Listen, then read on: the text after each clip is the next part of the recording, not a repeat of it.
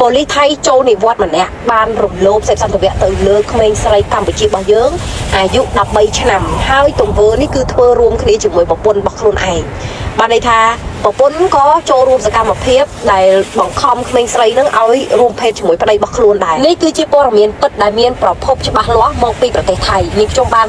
បកប្រែនិងដកស្រង់មកហើយជម្រាបជូនព័ត៌មាននេះទៅកាន់លោកស្រីដើម្បីឲ្យបានជ្រាបពីហេតុការណ៍នេះព័ត៌មាននេះគឺគេចេញផ្សាយនៅថ្ងៃទី28ឧសភាឆ្នាំ2025រឿងហេតុដំបូងឡើយនឹងគឺអញ្ចេះ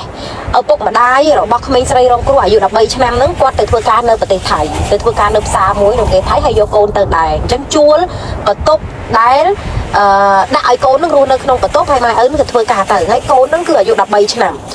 នៅពេលដែលក្មេងស្រីនឹងគាត់នៅក្នុងបន្ទប់អត់ការងារធ្វើអញ្ចឹងទៅអាប៉ូលីសថៃនេះអតីតប៉ូលីសបានន័យថាគឺចូលនិវត្តន៍ហើយអាយុចាស់ហើយអាយុចាស់ចូលនិវត្តន៍វាចូល60ឆ្នាំជាងមិនស្រួលអាយុក្បែរ70ឆ្នាំនឹងឯងចាអញ្ចឹង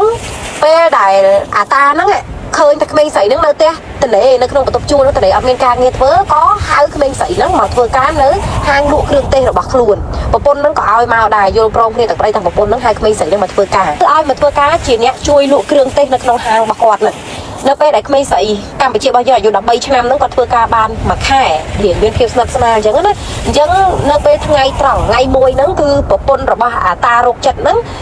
បានប្រាប់ទៅក្មេងស្រីថាទៅផ្ទះងូតទឹកសិនទៅងូតទឹករួចចាំមកលក់ដូរវិញហើយឲ្យទៅងូតទឹកហ្នឹងគឺទៅងូតទឹកនៅផ្ទះធំរបស់គេហ្នឹងគេមានអាតូបលក់ដូរផ្សេងអាផ្ទះរបស់គេហ្នឹងនៅផ្សេងអញ្ចឹងណាហើយនៅពេលដែលក្មេងស្រីហ្នឹងទៅងូតទឹក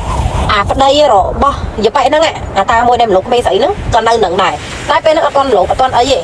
ឃើញក្មេងស្រីនៅទៅងូតទឹកអញ្ចឹងទៅក៏ប្រាប់ថាអត់ស្រួលខ្លួនអញ្ចឹងឲ្យក្មេងស្រីមកម៉ាសាឲ្យម៉ាសាហ្នឹងរបៀបច្បាច់ដៃច្បាច់ជើងច្បាច់ស្មាអីអញ្ចឹងណាហើយពេលហ្នឹងប្រពន្ធរបស់អាតាហ្នឹងក៏ទៅដែរ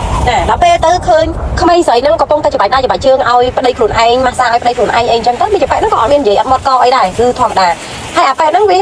ដូចថាកើតជាអារម្មណ៍ផ្លូវភេទនៅពេលដែលក្មេងស្រីហ្នឹងប៉ះខ្លួនណា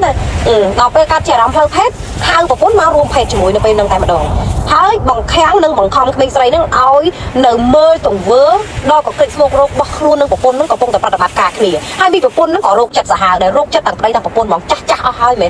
នធម្មតាណាចូលនិវត្តន៍ហើយអាតាហ្នឹងប៉ូលីសប៉ុន្តែចូលនិវត្តន៍ហើយបងប្អូននៅស្រុកខ្មែរយើងមើលគិតថាចូលនិវត្តន៍អាយុប្រហែល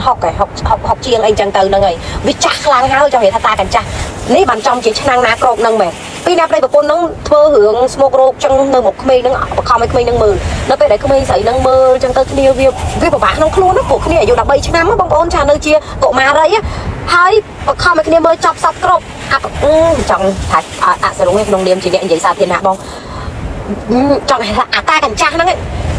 វាជាប់ជាមួយប្រពន្ធវាហើយវាទៅអូដៃក្មេងហ្នឹងមកធ្វើរឿងចឹងវារបៀបថាលូកលាន់ដោយភាពស្រាប់ស្រាលទៅលើក្មេងស្រីហ្នឹងហើយក្មេងស្រីហ្នឹងបរះក្មេងស្រីហ្នឹងបកែកស្រែកអីចឹងទៅមានប្រពន្ធហ្នឹងទៅចាប់ដៃក្មេងស្រីហ្នឹងទៀត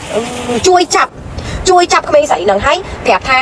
បើសិនជាបរះឬក៏បកែកអត់ព្រមហើយបើសិនជារឿងដែលពួកវាបង្ខំឲ្យធ្វើហ្នឹងឲ្យមើលឲ្យអីហ្នឹងបែកធ្លាយឬដល់គេដល់ឯងគឺក្មេងស្រីហ្នឹងហើយនឹងគ្រួសារនឹងត្រូវបានទៅខ្មែរវិញហើយដោយសារគេដឹងរឿងថាក្រុមគ្រួសាររបស់ក្មេងស្រីហ្នឹងចំណាក់ស្រុកទៅធ្វើការនៅប្រទេសថៃហ្នឹងខុសច្បាប់ចាតោះនេះបងប្អូនចាម្ដាយរបស់ក្មេងស្រីហ្នឹងទៅធ្វើការនៅប្រទេសថៃហ្នឹងខុសច្បាប់ដល់ពេលអញ្ចឹងគឺគេគម្រាមអញ្ចឹងឯង